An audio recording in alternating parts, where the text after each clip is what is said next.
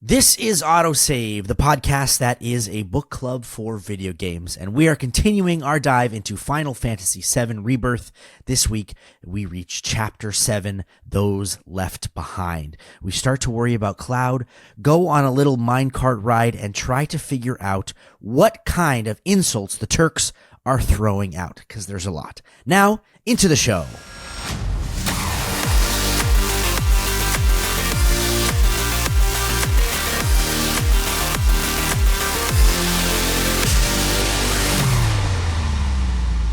Hello and welcome to AutoSave. My name is Nick Andrade, and I'm here, as always, with my co-host Camille Salazar Hadaway.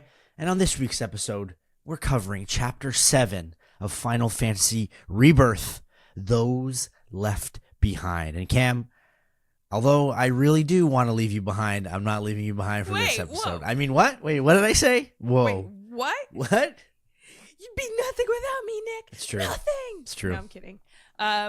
It's okay. You know, sometimes you need some isolation alone. Yeah, I've seen too much of you. I know we've seen too much of each other, but yes, it is great. I'm excited to hop into this chapter. You know, it's gearing up for a big event in this game that I'm looking forward to. So I can't wait. And what I'm most excited for, some backstories. Okay, because we've learned a little bit backstories, main characters, but I want more. I want more backstory. Give us more. Well, I would just love some answers. Just answers, backstories, depth into the stories, characters, something. Give us more. Are we going to get some of that? Probably not. But let's recap last week's episode. The beach is for partying, and one's not a party. It's a pity. But you don't have to be lonely any longer. We're bringing people together, solo suntanners like you, for the special event. One we guarantee will spice up your social life. Find love at Costa del Amor. It was all about the beach in Costa del Sol. Once we dealt with monsters synergizing with black cloaks on the ship, we enjoyed the beach, the sunny rays, and the fun in the sun with side quests and dressing maybe inappropriately. I'm not too sure. Until Hojo showed up and he spoiled the party and tried to capture us. But we managed to thwart him off, and Yuffie joined our party for good. At least we think so. Today we're moving along to Mount Corel. And what's next in store for the crew as we try to find Sephiroth? We try to follow the Black Cloaks. Again, not really sure what this main story is apart from us following the Black Cloaks. And things that happen, hijinks that happen in between. Exactly. Well, I feel like what's happening, I don't know. Also, Yuffie was very persistent.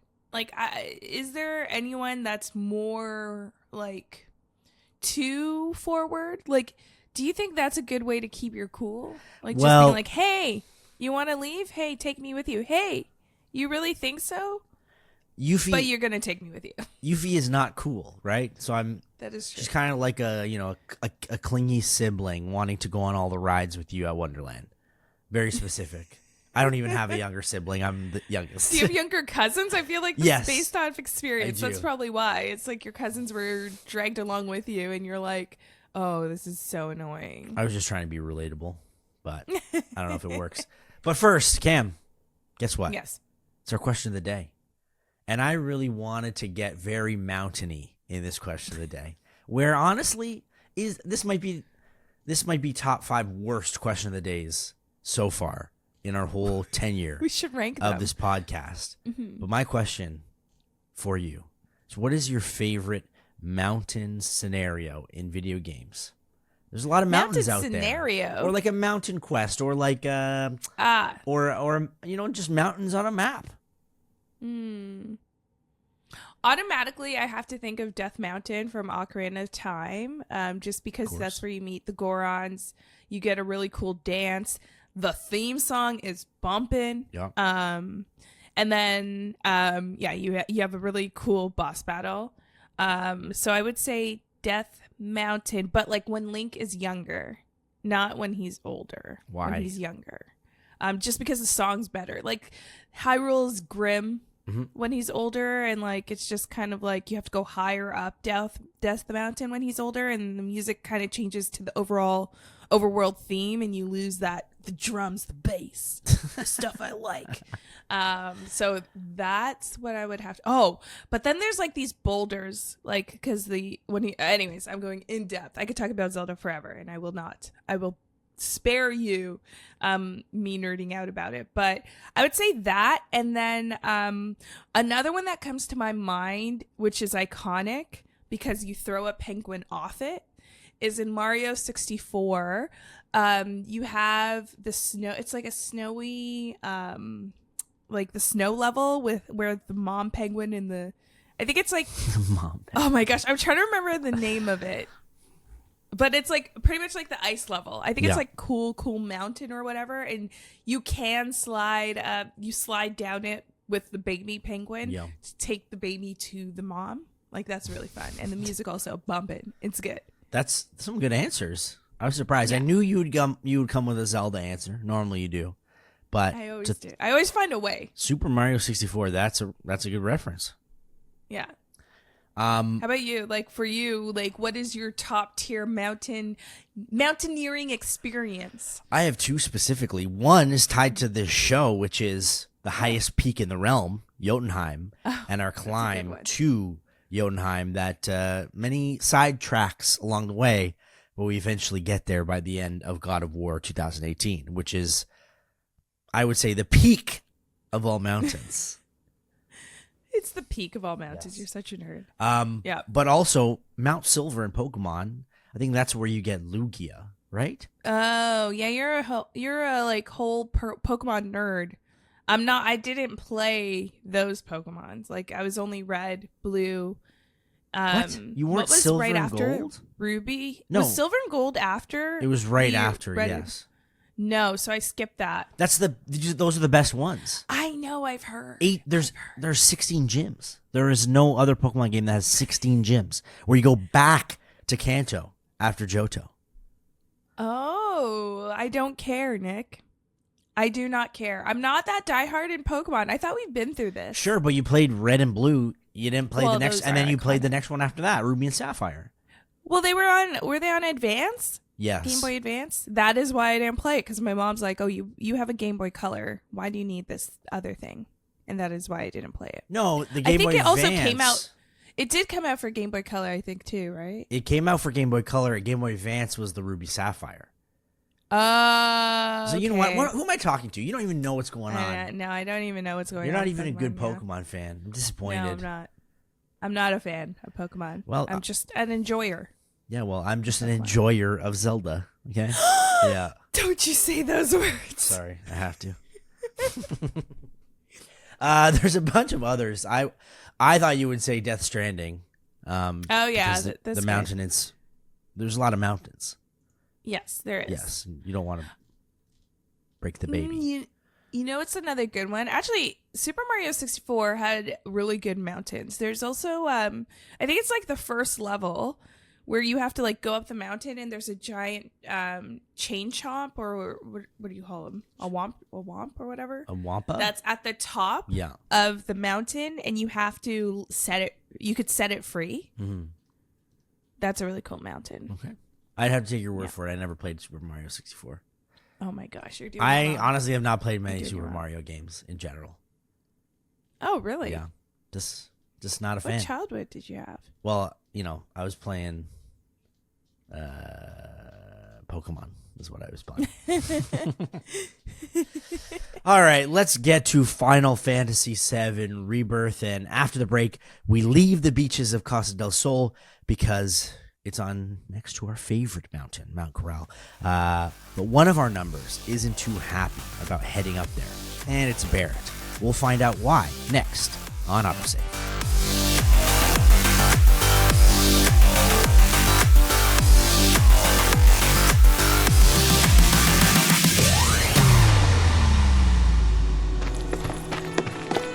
Out of service.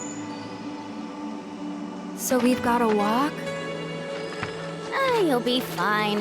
Fresh air, nice view. The view ain't all that. Not unless you enjoy staring at ruined reactors. Right. You grew up around here, didn't you? Let's get a move on. Cloud. Materia's like super condensed Mako or something, right? So? So, that means wherever we find Mako, we'll find materia too. All right, timeout's over, team. Let's go. So we reach the base of Mount Corel, and it's time to climb. Barrett doesn't seem too happy where we're going because he grew up here, which looks like probably it's going to be a bad thing for him. We don't know why yet, but we have to follow where the Black Cloaks are going. There is a high concentration of Mako here too, so Yuffie is excited to get some materia. Up the mountain we get, and there is some banter between everyone and Yuffie. She's bubbly, she's talkative, and she's annoying Barrett. How do you feel about her dynamic in the group? Because you've mentioned before how she's a little bit too childish, and here she just talks a lot. Yeah. I kind of like it. Like, she is very childish, but I think it's a great addition to the dynamics because you have Barrett, who's very serious. He, tries to make jokes, but a lot of people don't find them funny, those dad jokes. You have Cloud, who doesn't really say much. You have Tifa, who also doesn't say much, but she's starting to open up a little bit because of Aerith's presence, who is very, optimistic, a little bit lighthearted, tries to see the good in everyone. And then you have Red 13, who just kind of says it like it is. Yeah. But I think with the addition of Yuffie now, I think she would appreciate Barrett's dad's jokes. Or at least, I think she would be a great compliment to giving Barrett some laughs that he deserves, because he is funny. Some of his dad jokes are funny. But the crew doesn't really appreciate it. I feel like with Yuffie now as an addition, this is going to be a good dynamic between Barrett and her. So I'm interested to see that as well. Also, I'm questioning, because if she's so into so into materia, she kind of had to double check her scientific facts about if materia is just high concentration of Mako. So it was interesting. I was like, Yuffie, you're so naive. She has a lot to learn. And I feel like this bunch, this party here could teach her a lot based off their different experiences in the world. And she can teach them to have actual personalities sometimes, like Cloud. Maybe he'll lighten up a bit, right? Lighten up, Cloud. You could do it. While we're climbing, Aerith lags behind as she's struggling to get up the mountain. So Cloud and Red stay behind while Barrett, Tifa, and Yuffie go ahead. Now, I have a conspiracy here. Why is Aerith tired? Am I being mean? They haven't really climbed the mountain that much yet. So for me, the conspiracy I have here is, are all the other multiverse Aeriths weighing her down right now? Ooh. And that's why she's tired. Ooh. I don't know. That's a good question. I wasn't honestly, because we haven't really seen too much of what's going on with the other Aerith, because I think she's dead. I think she's dead. So explains why we haven't really seen a lot from her. But I never actually thought of it in that perspective. I just thought that she's probably the person in the party with the least battle training. Right? She hasn't really, and she hasn't really needed to do these long treks. You had Tifa and Barrett, they would go on missions with Avalanche. Then you had Cloud, ex-soldier. You have Red 13, who's been cooped up in a lab, but I mean, hey, he's kind of like a dog anyway, so he loves to run, right? So it just made sense to me that Aerith in this party would be the one who would not be the hiker. You know what? You're right, because she was basically a florist before this. Exactly. Yeah. That all makes sense. And I don't think, you look at those shoes, I don't think they're for hiking. There are some questionable outfits for some of these people, I'll be honest. After helping Aerith make her way up the mountain, we end up at the reactor construction site and hear a helicopter in the distance.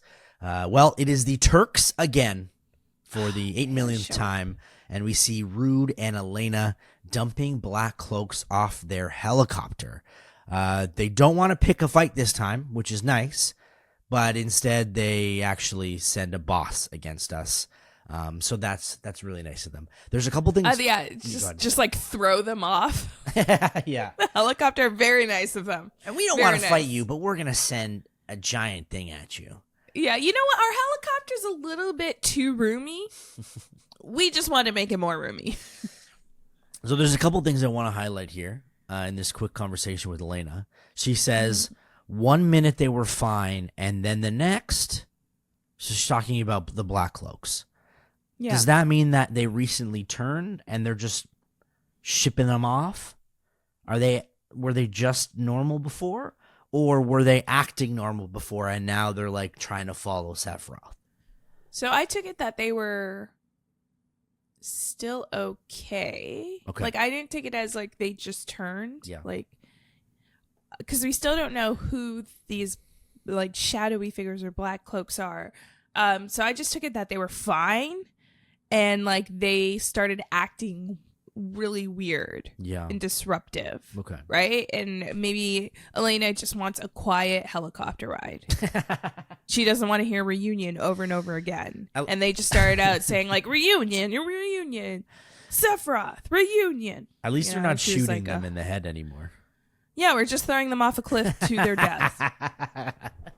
Good job, Elena. These Black Cloaks are just dying left, right, center. Well, that's the thing. I feel so bad now, and it's like I don't know how anyone else in this party cannot feel bad for these Black Cloaks, because they're being treated worse than cattle. Like, they are being treated like garbage.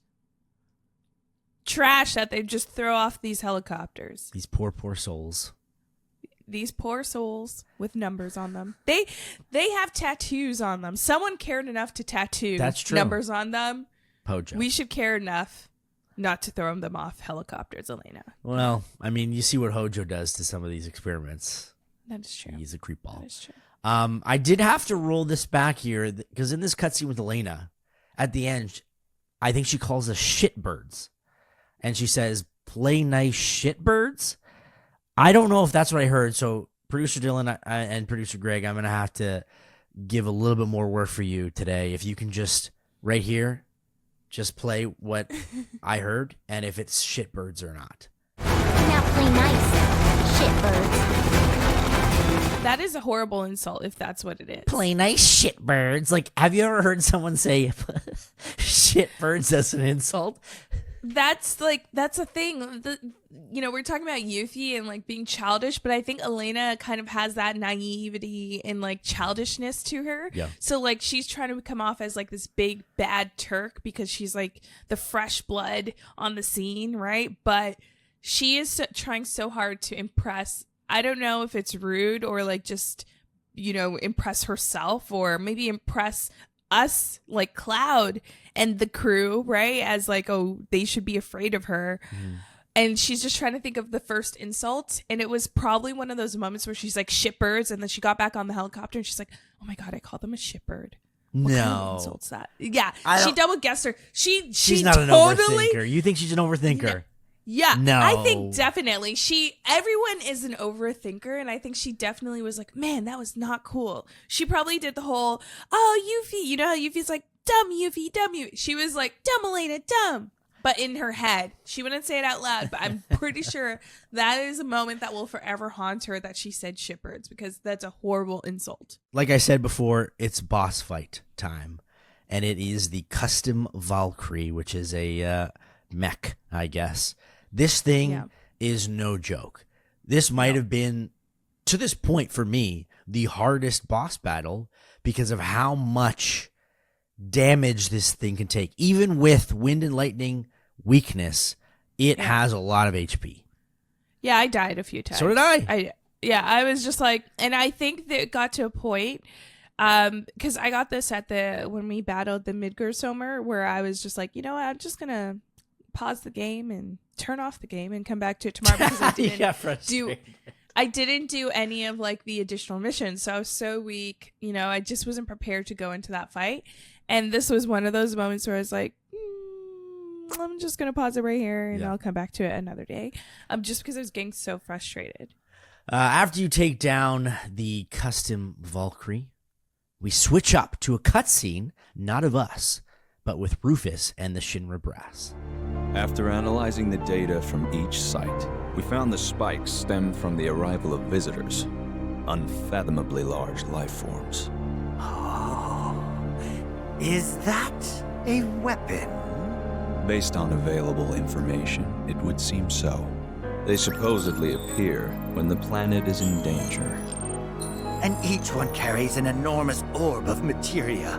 More specifically, an orb from which they themselves were born. They are living enigmas, organisms dying to be understood. And finally, my dream of capturing one is within reach. Oh, what I wouldn't give to peel one's flesh back, pull it apart, and see what makes it tick. What? Your wish, Professor, will soon be granted. We'll all get what we want once that materia is ours. This is ridiculous. Why waste time monster hunting when we're on the brink of creating the materia ourselves? I'm aware of your efforts, but it would behoove us to obtain naturally occurring specimens as well. Well, they would look good in the lobby. Put them in the bathroom for all I care. Just leave me the carcasses. Those I'll take. We used Avalanche's activities as a cover to sabotage our own reactors and destroy Sector 7. Your father assured us these acts were in service to the Neo-Midgar project. However, the fact remains that we have yet to locate the promised land of legend, or even confirm if it actually exists. Great though he was, my father was old. And in his dotage, he became rash. But while we're on the subject, there's something I've been meaning to ask all of you regarding those decisions.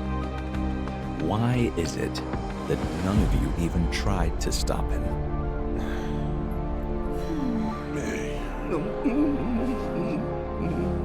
Shinra must change. We must break new ground, grow stronger, smarter, observe, adapt, expand, control. My father built his empire with your loyal support, and I demand the same. I expect you all to prove that you are devoted not only to the company, but to me.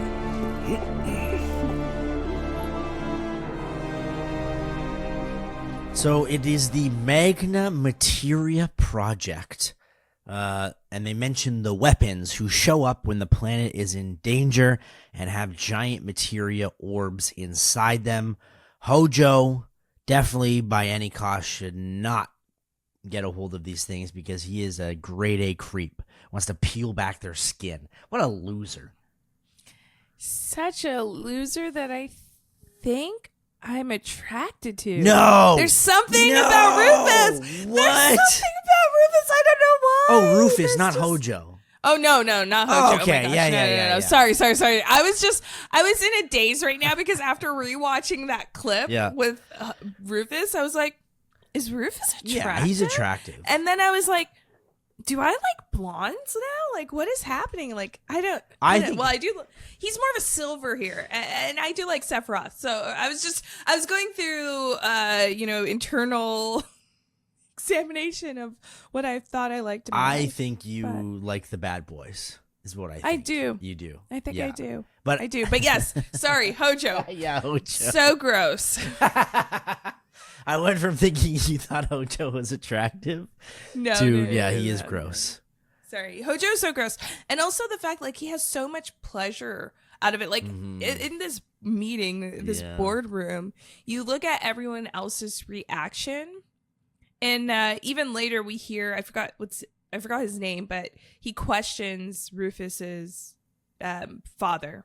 Reeve. And, like, Reeve, yeah, he questions Rufus's father, and he talks about Rufus's father and his idea of dropping the Sector 7 plate and using that to kind of help like for the greater good. Yeah. Right? So I think like the whole board, even in a weird twisted way, do believe that this is for the greater good of the majority of the people.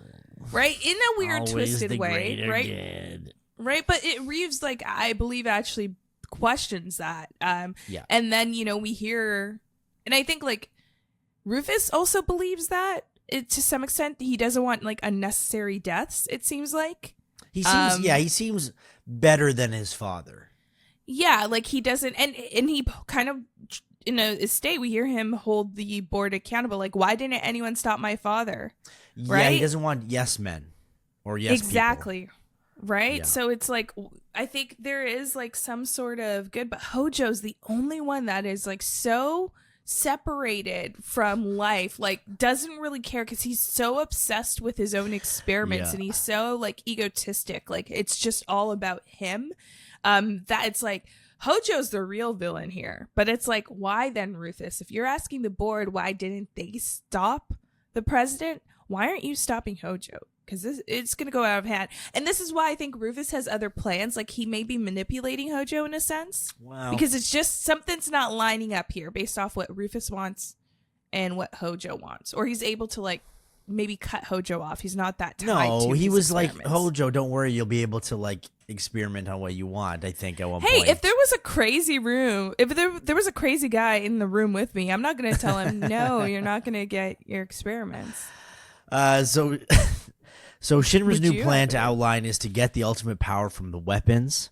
Yes. Scarlet doesn't really seem to like it, but the main thing is that Wutai is also after the weapons, so Shinra also wants to be. So to me, even though most of this game and the previous game was all about Sephiroth and the main group and their quest with him, and then also the meteor, it seems like Shinra and Wutai, that storyline is something way bigger that we're starting to learn about more and more in this game. Yeah, it does. And I think, like, with Rufus's conversation, was it Chris? Was Chris the guy Rufus talked to? What's that guy's name? Chris? I don't know. Wasn't that the guy's name that was from Wutai? Oh, Loglock? Loglock. No. Whatever. He seems like a Chris. Lodrock. Lodrock, yeah. Lodrock, who he was talking to. I was like, Chris, Lodrock, same Chris. thing. Where did Chris come from? He looks like a Chris, okay? He looks like a Glenn. Chris. He's a Glenn. He's a Glenn. Glenn. Thank you, Okay. Producer Dylan, for helping us there. Yeah. He only appeared for a quick moment, so I didn't really... Chris. You just thought like random basic name, and Chris was the first thing that came. Glenn is what you were thinking. Glenn. Of. He does look like a Chris, though. You look back. He looks like a Chris. Yeah. But Glenn, I think this is like what that story is setting up. This kind of other storyline that's happening here between Shinra and Wutai. And this is what, I guess, now we revealed, like, that Rufus is really concerned that Wutai is after this because he wants it for himself. So it's now this race for this magna materia, which is going to be very interesting, because then I think that may have either parties do whatever is necessary in order to get that materia. I think this is the last we've heard of this rivalry between the two. We're gonna and hear war more. is Yeah. probably going to happen. After that, however, you think it's back to Cloud. No. Guess what? It's a Zack cutscene, so hopefully we get some answers here. I'm going to take her home. Now slow down. I've been to your place. Shinra's got it staked out. Not anymore. They have bigger things to worry about. But And I can't leave her with you. of course you can. Just look at Cloud. I've been taking care of... No, you haven't. Look at the state you've left her in. You didn't even wipe her face, for goodness sake. I'm sorry. Your note had me worried, and now that I'm here, I can see that I was right to be concerned.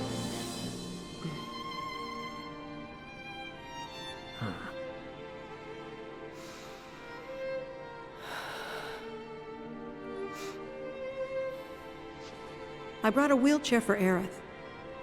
But if Cloud's coming too, you'll just have to carry him. Think you can handle that? Yeah, I can do that much. That's Aerith's, Yes, I know. So in the Sector 5 Undercity, Zack talks with Aerith's mom, Elmira, or not stepmom, other Adopted mom. mom? Adopted mom, there you go. Yeah. And in this cutscene, near the end, we hear Elmira say that the world is ending, and there's a giant rift in the sky. Mm-hmm. And Aerith and Cloud are alive, so now we know officially that Aerith is alive. We thought that she was dead, correct? Yeah. And they transport, Zack and Elmira transport Cloud and Aerith to Elmira's house.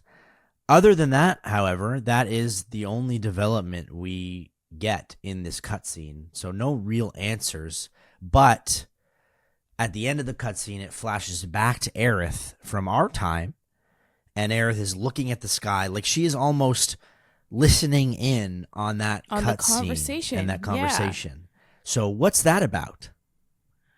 Yeah, that's firstly, yeah. So I think Aerith has some sort of connection, and we've heard these voices that Aerith has been talking to. I think one of your theories was maybe she's talking to someone else in the future, or from one of the other timelines, or something like that, right, Nick? Is that what you were thinking? Yep. So if that is the case, right, and we're going along with that theory, this makes sense because she's able to kind of open a little, see into that world, open a little window and see into that world, hear that conversation. And then she even follows up after that cutscene with Zack and mentions her mother and says, "Do you think my mother's okay? And do you think she'll forgive me?" So it's a direct correlation to what we just saw with Zack and Elmira in whatever timeline that is. What I found was even more interesting is we thought, because I think one of our theories with Aerith's materia turning clear was maybe because the other Aerith died. But when we saw that Zack and Elmira, I think Elmira picked up that Aerith's materia in their world, and it was still cloudy with more of a pearl white. So I don't know if that our theory then checks out, because then if that Aerith's obviously in a more worse condition than the Aerith we know, the Aerith we play as, why would her materia still be a pearl color? I don't know. Too many questions. Not enough answers. I get a sense that Aerith of our time can almost I feel like she has a direct connection to, maybe not necessarily she's seeing what's happening, but she's feeling it. And I think she mentioned this earlier in another chapter where she feels something. Mm-hmm. I feel like this could be what it is. Maybe she feels her mom's emotion, but from another dimension. I don't know. And then is it that all Aeriths feel this, right? If there's other Aeriths, as we're clearly seeing with Zack. Yeah. Is it that Aerith, because she's she's better, but she's maybe in a coma, is she sensing the other Aerith? Is she seeing the other Cloud? This is what happens when, if a movie or something is time travel or multiverse or whatever, there's a whole can of worms, okay? And they just blatantly wanted to open it.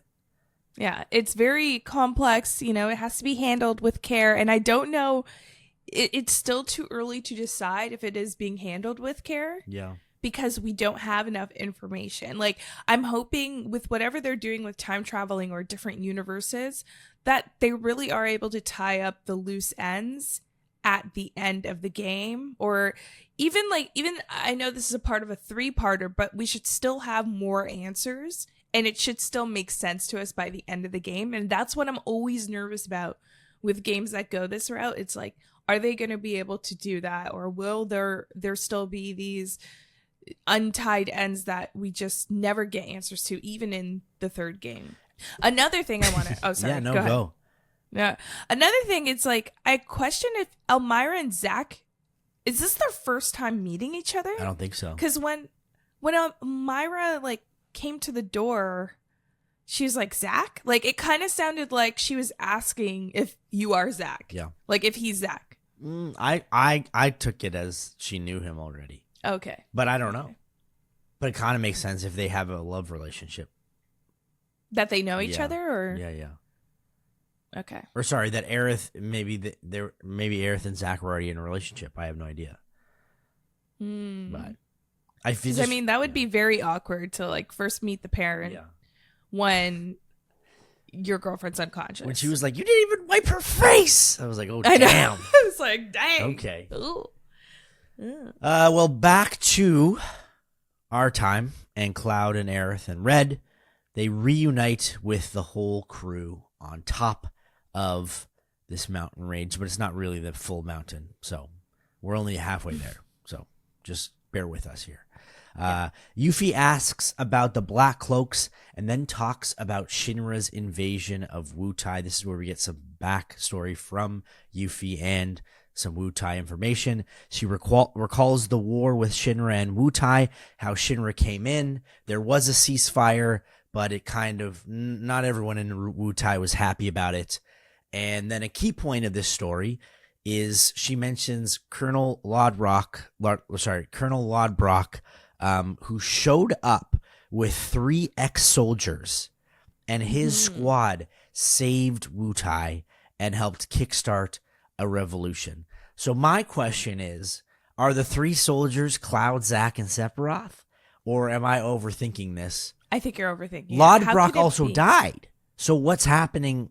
I don't understand. This whole storyline, I don't get it. Wouldn't Yuffie remember how Cloud looks? No, because it showed in the background of they're wearing suits. Like they're wearing like the cloaks. No, they're wearing full like body armor. So you can't see their faces. Oh, is it? I thought they were wearing, because Lodbrok's still wearing his cloak thing. He was, but behind him I saw like a helmet. Oh, I didn't realize that. Yeah. Okay. Interesting. I don't like that'd be. I feel like Cloud would remember that. Well, like I know Cloud's memory is like all over the place, but still, this guy never remembers anything. Still, like I don't know, maybe. But then, really? Okay, I never thought about that. Oh, maybe. I mean, again, it could all be wrong. That's just my theory. I feel like an idiot anyway. So as we walk further, we run into something that we recently just discussed. So, like, all that stuff down there is Mako? Yep. Then it's gotta be hiding some ginormous materia! Woohoo! Oh, I'm gonna be so powerful, it's scary.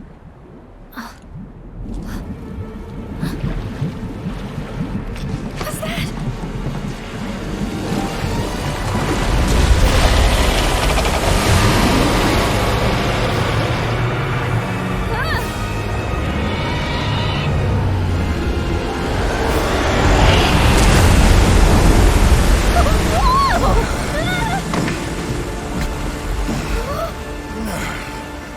The hell was that thing?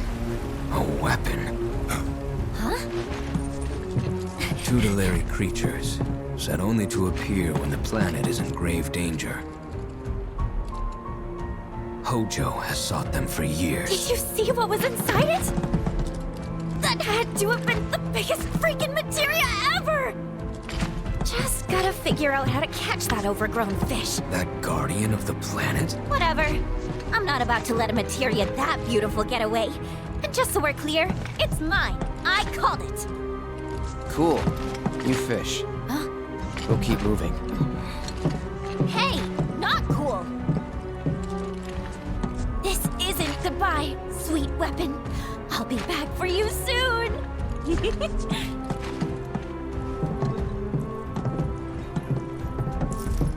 A guardian beast like that wouldn't show up unless Shinra had really pushed the planet to the edge. Meaning, Avalanche was right about the threat they posed all along. We were, weren't we? Yeah. But don't forget, Shinra's not the only problem. Right. Sephiroth is still out there. He is, and talking won't stop him. So we feast our eyes on the giant weapon at the reactor, and it is a giant sight to see with this big old It's materia right inside its gut. It's like a whale water lizard. Yes. Something. It is a With a guardian clear of the stomach. planet. Sorry, go ahead. With a clear stomach. With a clear stomach. You can tell that Yuffie clearly wants it. But what are your first initial thoughts on this weapon? It definitely seems like a very powerful, not enemy. It's something good for. Well, actually, we don't even know if it's good. Yeah. Well, I mean, according to what Rufus was saying to the board, this weapon shows up whenever the planet's endangered, and we hear Barrett or I think Red actually say the same thing. So Red, with his knowledge of his people that's been on the planet for hundreds of years, I guess they know of this thing. So it is kind of a good thing because it's showing. Well, it's bad that it appears because that means that like they ruined the planet so much because they've been using like pretty much poisoning the planet with getting Mako. But then it's good because it's trying to defend the planet in a sense. But what defense, like what I'm thinking is like, how does it defend itself? Like, what does that mean?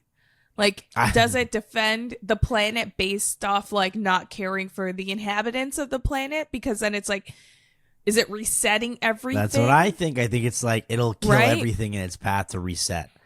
Exactly, right? And like that's kind of like going back to the Zack cutscene when we heard Amira say like the world is ending. Is it that like, you know, you think of like the stories of like the Four Horsemen showing up in before the apocalypse happens? It's like, is this like the Four Horsemen situation? Is like this really the end of the world in order for it to reset? Well, also the meteor. We're forgetting about that. The vision we saw in Remake. I think is it tied to the meteors? Like how does these weapons show up? Like planet's like, hey, I'm just gonna poop out this weapon. Well, it's all like you said, the poisoning of the world. But then also, do they know what, you know, Sephiroth might be planning? Yeah. Are they always are these weapons just laying dormant? Like in the under the oceans, under the sea? Yeah, like, but this is just a Godzilla like, situation. I don't even know what this is. Like, is it a lake? Like, what is that? That's not an ocean. Yeah, true. It's just where a lot of Mako is concentrated. Yeah. Very interesting. I am excited, though, because if you know Final Fantasy, there's always weapons in the game. There's Omega Weapon and Ultima Weapon. Yeah. And you also get very good loot if you fight these things, so... But you have to fight them. This is where I gave up on when I was playing X2. I had to fight one of the weapons, and I was like, you know, I'm just going to turn off the game and pause it. And I paused it for 3 years. This time, you have to fight it, probably, if we have to. Yeah. I think the game is really good at teasing things. Like, even in a remake, they teased a couple of battles that you would go into. So I feel like we're going to have to fight this weapon. I you know, even though it's a good thing, I feel like we may have to take care of it for the greater good. Well, it's through to the coal mines, and we see more black cloaks and reach a dead end. The cloaks are jumping off the edge of the water because they just keep dying in droves. But Cloud gets a static vision and almost drops into the water. To me, this makes it seem like my theory of him turning into a cloak is starting to happen because of the Mako poisoning. Yeah, because we do see is like the cloaks like really just leaping off that edge. And I love Barrett's comment. I think he says something like, just give us some time, because they're trying to like make a bridge or whatever for them. Because Barrett's still trying to save as much of them as possible. And Cloud, like, it just happens almost like instantaneously. Like he just almost walks right off that. And like it's crazy. Yeah. There's always someone to save him though from these like. But weird no visions. No one questions it more. Like that's the frustrating thing. It's like, y'all don't think that's weird? I don't get it. I think they just like make him sit there for a longer, like need some rest or something. But it's like, it is still weird. I mean, it's happened so many times. I guess they're just like, oh, Cloud, whatever. Same old Cloud. Cloud. So quirky. So quirky, jumping off cliffs. Oh, Cloud. Well, like Cam said, Cloud is shaken up and needs to rest. So we also need to find a way through the coal mines and to drop the bridge. So this is where we have Yuffie as the leader of our party with Barrett and Tifa. And I think this is the first time where we get to have a leader in the party that's not Cloud in this game so far. Right? No, Yeah, Barrett. I guess Barrett was in a party. Barrett, because when we got split up with Red 13, right? But it's just fun going into the shoes of Yuffie. It is, and her ninja stars getting to And throw her them. grappling. And the ninjutsu, which is really fun. Yeah. So as you get to play with Yuffie, you have to get to the control room and lower the bridge. Like I said, we have to get around this whole area where there's generators to switch, elevators to get on, and you know how we get there?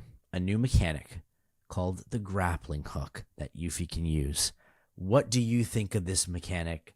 Off the hop, I must say it feels a little clunky, just like the climbing. Like, is it just because you're using the analog? No, it doesn't feel smooth. You think it's smooth? No, but I do like I do like the idea of like any time a game introduces more verticality to gameplay. I like the grappling idea. I like that it's Yuffie that is grappling. I think it makes sense for the character, so I don't mind it. It could be a bit smoother, but hey, I'm not going to nitpick. All right. Well, once we deal with some more grappling all over the place, some enemies along the way, we get to the railway control tower rooftop to finally get that bridge down. Only problem, there is a giant gigatrice in the way who is also trying to eat some birds or their chocobos. They look like chocobos. They're babies in a nest. Yeah. We can't let that happen, so it's boss battle time. What did you think of this fight with the gigatrice? It's definitely easier than the Valkyrie. Yeah, I thought this was an easier fight. I thought at first like it thought that the baby chocobos were its baby. I was confused there for a second. Its baby? I was like, yeah, because they're in a nest. Like, I thought it was confusing itself. Like, it's like the babies for their, like, its baby. Oh, like, I thought the understand Gigatrice now. thought that the chocobos were the Gigatrice's baby. Yeah, you know Like what? its I own thought that baby. at first as well. And then I was like, huh, that's weird. But no, needed to be dealt with. I thought like bio helped, right? Using bio was very helpful. Yep. I'm trying to think what else. To pressure it and to get it down from flying. Yeah. Tack it. That's always the hard yes. part. Staggering it. Once you stagger it, I feel like it's pretty straight shoot after that. And use fire as well, which is another weakness. And Cloud has a lot of that. At least my Cloud does. Yeah. Also, stay away from the cyclones and petrifying breath because those can be a nightmare a little bit, especially if they petrify one of your characters. So make sure that whoever you have has some sort of Isuna to use. After we defeat the Gigatrice, we save the baby chocobos or birds. I'm not entirely sure. Realize one of them has a Cloud haircut, so Yuffie calls it Cloud Jr. This is just a nice, funny scene that I think this game needs from time to time. Yeah, and it's just bringing that joke back that like Cloud looks like a chocobo's hair. Like Cloud's hair is a chocobo's feathers. This is the second time, like, too. This is the second time, and they keep bringing it up. So I think it's like this going to be this running joke in this party. So it's like really funny. And like the fact that, because I remember you mentioned, it might have been last episode, that it's kind of weird how like Tifa and Aerith have this thing for Cloud, but they also like make fun of Cloud and like tease him together and like think it's funny. But it's like, again, I think it's just like all in good play and like nothing No, really. it's still kind of weird. Do you think it's weird when Yuffie does it with Tifa? No, not Yuffie per se, but maybe. I mean, I think she finds Cloud attractive also. Probably, maybe. Yeah. Maybe. Well, she found him a creep before, right? That's true. But then almost hit on him in Casa del Sol. I don't get it. Yeah. Whatever. We lower the bridge, swap back to Cloud, and have to head down the railway to meet the others, / give them an easier or difficult minecart ride. Which did you choose here? You can change the tracks. Barrett wants a cooler cart ride that's more dangerous. Yuffie wants the easier one because she gets sick in it. And whoever you choose gets a better relationship. Well, you have to go with Yuffie because she's new to the party. That's what I did. I agree. Yeah. Our game player, Chris, though, chose the other one. So he wanted to help. Bad choice, Chris. Good gameplay, bad choice. Yes. The minecart ride isn't a mini game per se. It doesn't have a high score, which I thought it was going to, so I was prepared to get the high score. You don't have to worry about that. We also get a funny cutscene with Cloud and Cloud Jr., and Jr. seems to love Barrett. But guess what? Barrett is going to need all the help he can get here after a funny cutscene and after the bird loving him and going away with its mother. We end up in the mountain town, and it gets weird because everyone here now is like cussing out Barrett. They know who Barrett is. They hate Barrett. We'll find out why a little bit later. But as we get into the city, we follow the Black Cloaks inside a clinic, and Cloud then sees Sephiroth in a vision again. Which was weird. Yes, and he says, "Don't be deceived. You know the truth. Trust in me." That was so weird. What does that mean? Sephiroth's so weird. Sephiroth's so weird whenever he appears. I honestly don't know what it means. Yeah. I don't know, like, if it's like, firstly, he appears like in a way when I heard him say like, "Do not be deceived," I thought he was actually there. I'm like, oh, dude, this guy's never actually there, Cam. He's never there. You always. But then we see like Cloud go to attack him, and Barrett kind of goes in the way because it was a black cloak. Yes, that was there instead of Sephiroth. So I don't know. Like, is that these black cloaks also carry messages from Sephiroth? Like, yeah, because they're part of him, right? Mm-hmm. But like you said before, this is another scenario where Cloud is literally going to strike someone down, and they don't say anything about it. They don't give him a hard time. They're just like, all right, move on. I think Barrett like just says, "What's come over you," kind of thing, and leaves it. Yeah. Okay, Barrett. In all the hoopla, we meet Dr. Sheeran, who Barrett knows, and find out that he and Shinra are the reason Tifa is alive, and he specifically saved her after getting slashed by Sephiroth all those years ago. It looks like the doc is also trying to find out what exactly is wrong with the Black Cloaks as well. Mind helping me out? Need to draw that gentleman's blood. You think you can hold him still for me?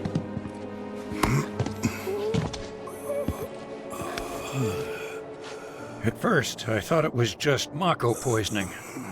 It is until I ran some tests. The results were strange. Strange how? A substance turned up. One I've never seen before. Not sure what to make of it yet, but it did remind me of one I have seen. Your eyes. Soldier, right? Soldier. It's not a job, son. Once a soldier, always a soldier. Huh. Spare a drop? No.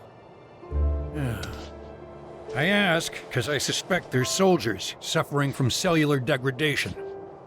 Just a theory for now, and one I can't prove, not without a lot more testing. You see many of these guys come through? Yeah, and then some. I do what I can for the injured ones, but leave the rest to stumble onto the saucer. Why would they go there? Shit. Don't ask me. I think it's odd too. Soldier eyes could be the cause, and the Mako poisoning, which we've kind of alluded to throughout.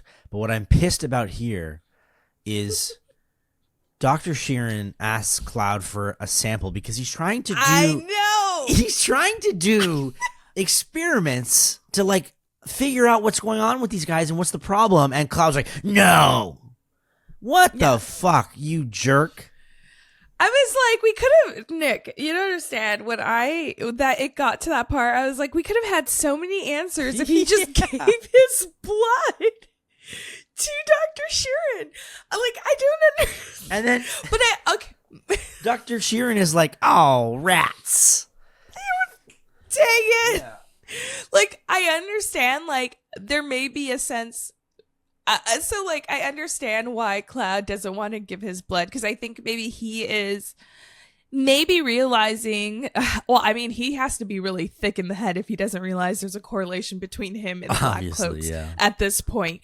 But maybe he is in denial and he doesn't want to admit it. And that's why he said no. He said it very quickly and he's very defensive. So I think that's why, because he may already know the truth that there's a correlation and doesn't want to accept it quite yet. He's not ready to.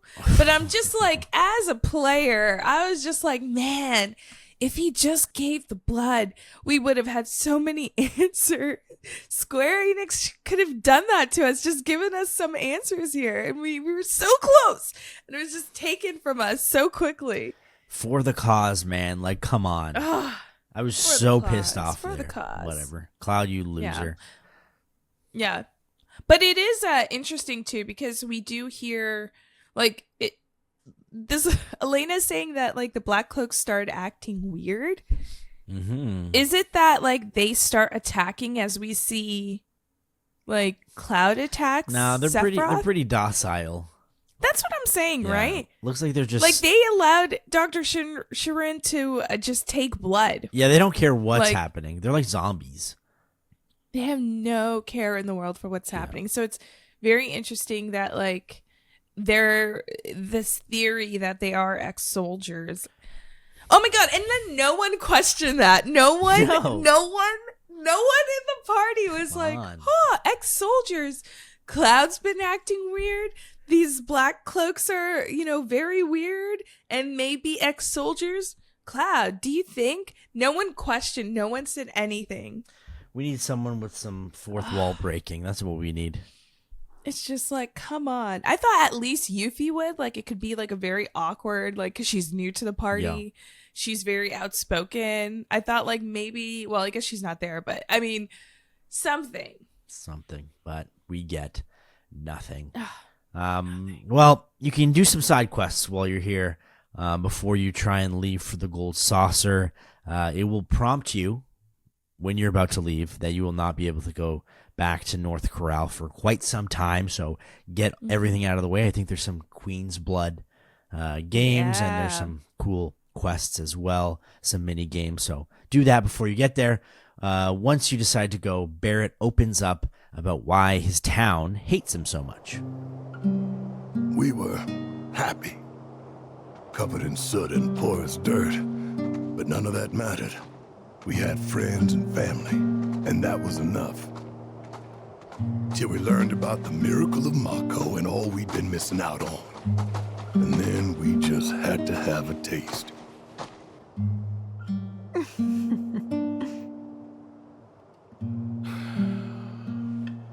So now only Dine is opposed. Damn right I am. We can't just abandon the mines. Not after our fathers and grandfathers risked their lives to maintain them. I hear you, Dine. I do. But nobody sees any future in coal. So I ask you, why break our backs working harder and harder when we're taking home less year after year? If I may, sir. Once the reactor is complete, a portion of the revenue will go to the town. Your community will be preserved, or enriched, I should say. Listen, man. This is your chance to give your daughter a better life than what we had.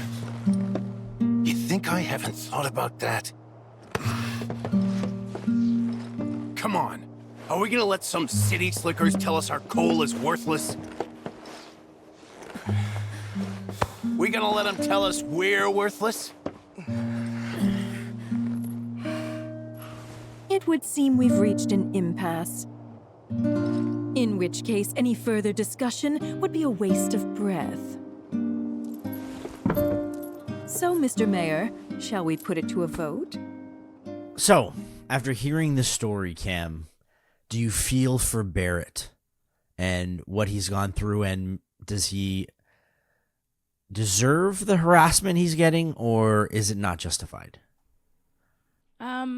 I think like it's complicated, right? Like I completely feel for Barrett because he only had the best interest for his town, right? He thought that would drive more revenue and like be better for the economy of his town. But then obviously he's feeling regret because it didn't end out the way that he hoped. At the end of the day, it was taken to a vote and multiple people in the town had to vote for it. Even though he was probably the most vocal and probably a lot of people rallied for him, saw him as a leader in some sense, I guess. But then at the same time, if I was living in that town, I could see why I would tie Barrett to this horrible thing that happened to our town, right? So I could see why they may treat him like this. And this is probably why he didn't fight back. Like when I think there were a few townspeople that like threw liquid on him. And like he didn't fight back. Yeah. I don't even know what it was. A drink? What was that? Was it a drink? Maybe. Yeah. That they threw a drink on him. It was a slow pour drink. Like they slow poured it on him. Yeah. It wasn't even like a throw to the face. But like I could see why he doesn't fight back. And I think he understands it is complex. And that's why it's like it hurts him to be there. But he can't blame the people as well because they're also mourning the loss of their town. Yeah, I don't blame them for being upset, but when you watch it, he's just looking for their best interests. He doesn't know that Shinra is going to be, shitty towards them. He's just thinking, okay, look at all the work we're doing. We're making less money now. If we change up how this town is going, then maybe it'll be prosperous. It's unfortunate the way it happened, but I really do feel sad for him. But I'm happy he kind of understands that. He's like, let them feel the way they do. I've made mistakes, but I own up to it. Yeah. Also, Shinra ravaged the town afterwards. They burned the town, blamed it on an insurgents group. They're just pieces of shit, basically. They're shitbirds, is how I would like to say it. After the break, let's reflect on Barrett's sadness, Yuffie, and more.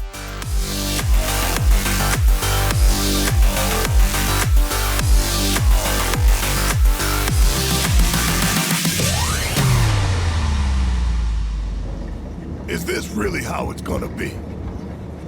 Listen, I don't want your sympathy or your pity. You can keep all of that nonsense. I did what I did, and I can live with it. Right. We gotta shake this off. We're about to rock up to the funnest place ever. The Gold Saucer. Huh? So turn those frowns upside down. What in the hell? Ain't no one but you thinking about how much fun we're gonna have. Right? From a sad story to probably the most hilarious and awesome place coming up next, it's going to be fun. So I kind of am sad that we're getting sadness, but then happy coming. But I agree with Barrett here. I'm happy that he's been able to put everything behind him and in the past because I don't think he deserves the hate.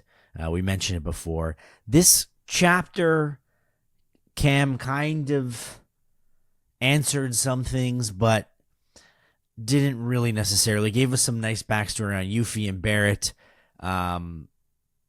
What are your thoughts on, one, where we are in terms of story, and then two, learning about the backstories of both Yuffie and Barrett?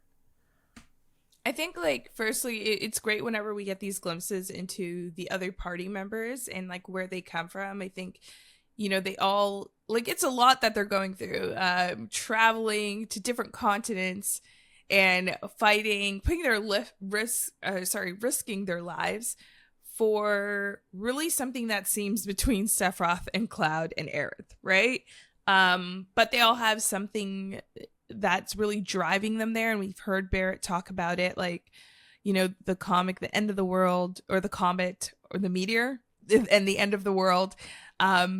But you still have to have a good reason, because you could just say, hey, screw it. I'm just going to enjoy my life now and enjoy the people that are around it because there's no stopping this. So it's great that we get that, their vendettas against Shinra and where that comes from, because it's obvious in this world that other people don't feel necessarily that much hate towards Shinra to actually do something about it. So I like that. I feel like there's more with Yuffie there, because Yuffie makes a comment about Scarlet, Like she has something. There's something there with Yuffie and Scarlet.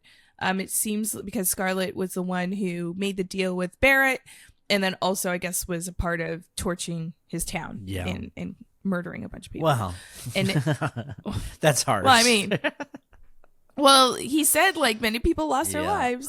It was they were murdering them, right? I know, but I don't think you should blame him for it. Blame her? No, I'm saying I don't think he should like blame himself for it. No, he shouldn't. But I mean, like, given the character that we know Barrett to be, he will, right? Yeah. But Yuffie, I'm curious now about what is Yuffie and Scarlet's history? Because Yuffie specifically says, was it Scarlet? Yeah, because the intergrade, they saw each other, right?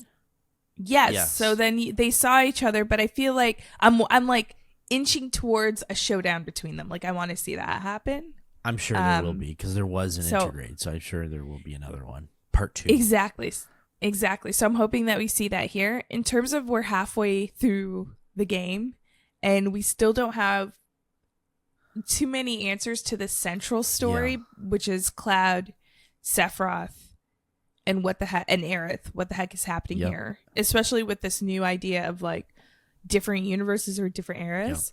I'm kind of concerned. Because like, even though with Remake, I did feel like, hey, we're moving a bit slow here. We did feel a bit slow when we were going through a Remake. It definitely picked up though near the end. But it did pick up. And I feel like did it pick up after the halfway point? Like maybe it did, but I feel like with everything, all the elements that's been introduced that are so new in this game, like we need answers like ASAP. I'm just a little disappointed. It's chapter 7 and we don't have I was just hoping for one big Zack cutscene maybe that kind of explained something that we can start theorizing about one thing that we saw, but there's literally been nothing. So that's just frustrating to me.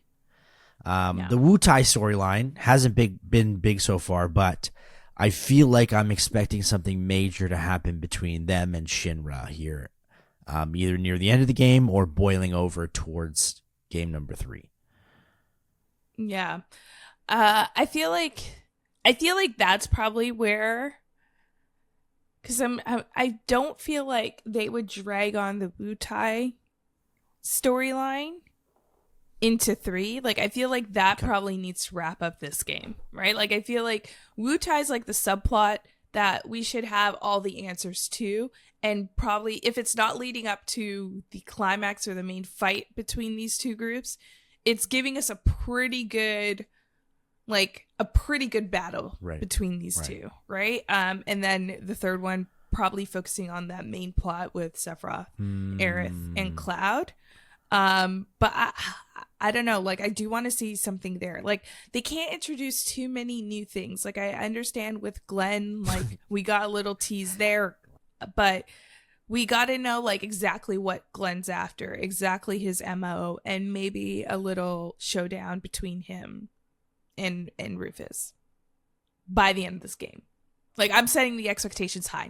But by chapter 7, a whole storyline about the war just seems a little too quick. We need it. Like this second game cannot feel like a filler.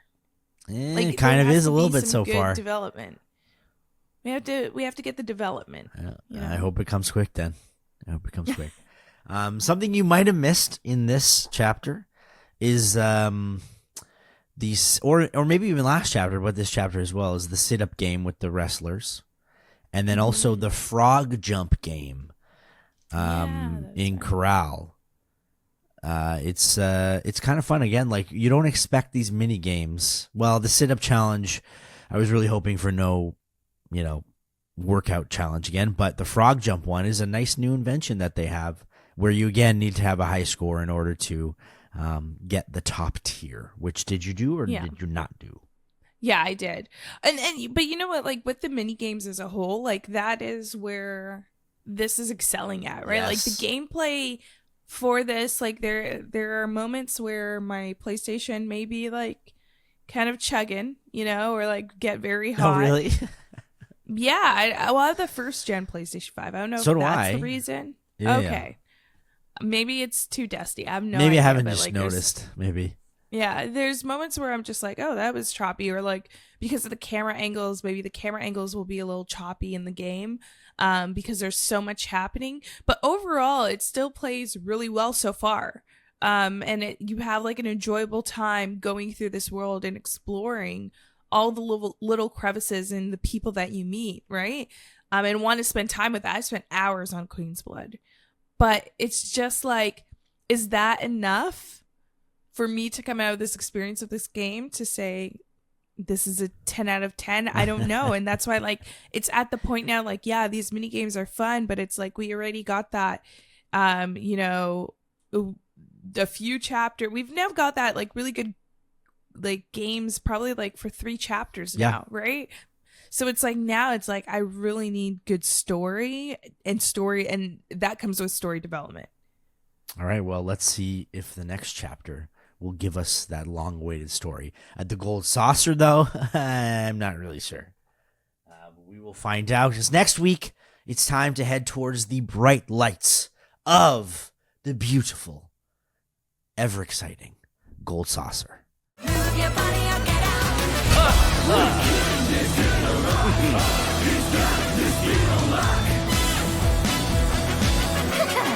Think you've got fresh moves? Come on, faster groove.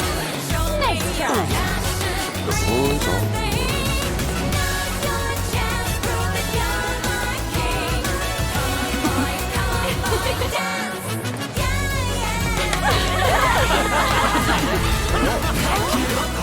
Mini games, gambling, a special date, and a lot more happens next week on AutoSave.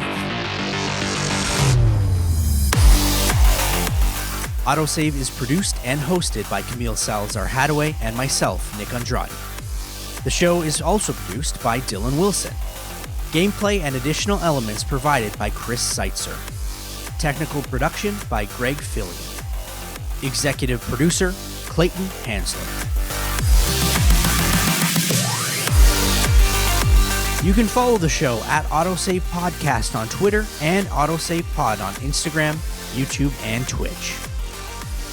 You can subscribe to the show wherever you're listening to it right now, and if it happens to be Apple Podcast, kindly leave us a rating and review, but only if it's good. AutoSave is a Soda original, hosted on the Soda Podcast Network.